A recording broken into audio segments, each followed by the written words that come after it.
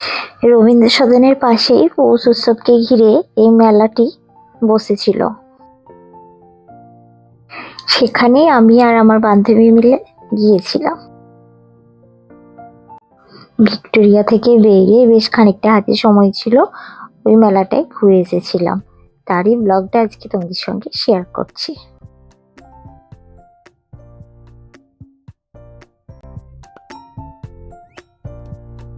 Hello everyone, আসসালামু আলাইকুম। কেমন আছো সবাই? আশা করছি যে যেখান থেকে আমার ব্লগ দেখছো সবাই ভালো আছো।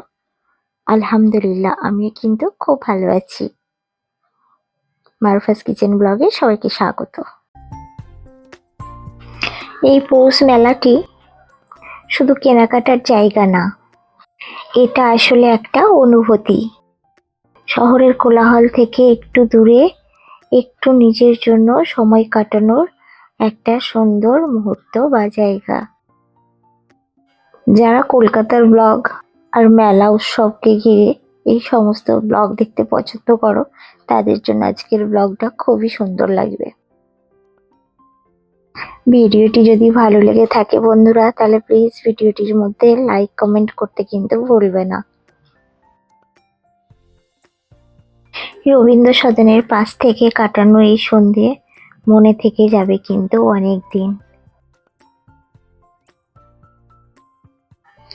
দেখো এই সমস্ত দোকানগুলো কি সুন্দর হয়েছে। সমস্ত কাজগুলো মানে হাতের কাজের জিনিসগুলো এত নিখুঁত আর এত ইউনিক, প্রতিটা জিনিসই খুব পছন্দযোগ্য। তা আমি আর মাহির মা মিলে বেশ কয়েকটা জিনিসপত্র কিনেছিলাম বা কিনছি আর কি। এখানে দেখো টেবিল ক্যালেন্ডারগুলো কি দারুণ দেখতে। আর এখানে কানের যে কত রকমের আছে সেটা আর কি বলবো, সেটা তোমরা দেখতেই পাচ্ছ। তো এখান থেকে আমি, মাহির মা, আমরা কিন্তু পছন্দ মতো আমাদের কানের ঝুমকো নিয়েছি। ভীষণ সুন্দর সুন্দর জিনিস এখানে পাওয়া যায়। আমি এই গত 3 বছর হলো এই মেলাটায় আসছি। এখান থেকে আমি যে কটা জিনিস কিনে নিয়ে যাই, যে বছরেই নিয়ে যাই, সবার কিন্তু খুব পছন্দ হয় জিনিসগুলো। আবার ওইদিকে যে স্টেজটা দেখতে পেলে, আজকে আবার ইমন আসবে। ইমনের গান আর কি একটু পরে আর কি উনি স্টেজে উঠবেন আর কি। তো যাই হোক, একটু দেখে যাব যেহেতু এসেছি। আর ভীষণ সুন্দর সুন্দর জিনিসপত্র সব। আমি আর মাহির মা মিলে কয়েকটা জিনিসপত্র কিনলাম, কিন্তু আমাদের 2 মেয়ে একটুকু দাঁড়াতে দিচ্ছে না, এত বিরক্ত বোধ করছে। আর এই তো দেখো ইমনের গান শুরু হয়ে গেছে, ভীষণ সুন্দর গান গাইছে।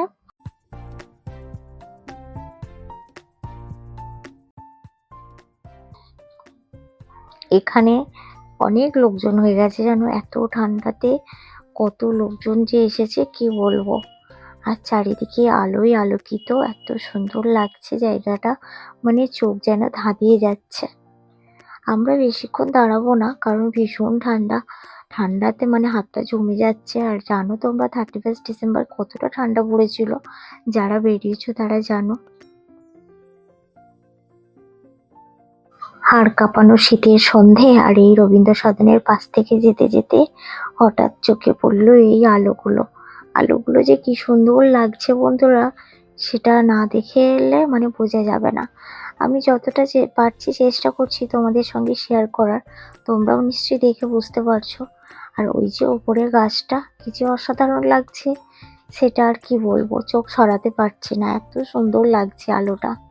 ভীষণ সুন্দর, ভীষণ সুন্দর লাগছে। মনে হচ্ছে না যে এখান থেকে বাড়ি যাই। বাড়ি আমাদের এখান থেকে খুব বেশি দূর নয়, কিন্তু বাড়িতে যেতেই হবে। আর এই যে দেখো একদম মেন গেটে আমরা চলে এসেছি। এইটা হচ্ছে ওই যেখানে উৎসবটা হচ্ছে, মেলাটা, ওই মানে এর পার্কটার এটা হচ্ছে মেন গেট।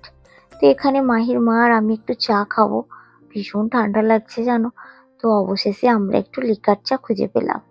যাই হোক, এখন ঠান্ডার মানে এত ঠান্ডাতে হাত পা মানে হয়ে যাচ্ছে, তো আমরা একটু চা খেলাম। আমার মাহির মা আবার এখানে ডাল বড়া কিনলো। ও আবার ডাল বড়া খেতে ভীষণ ভালোবাসে, আমিও ভালোবাসি।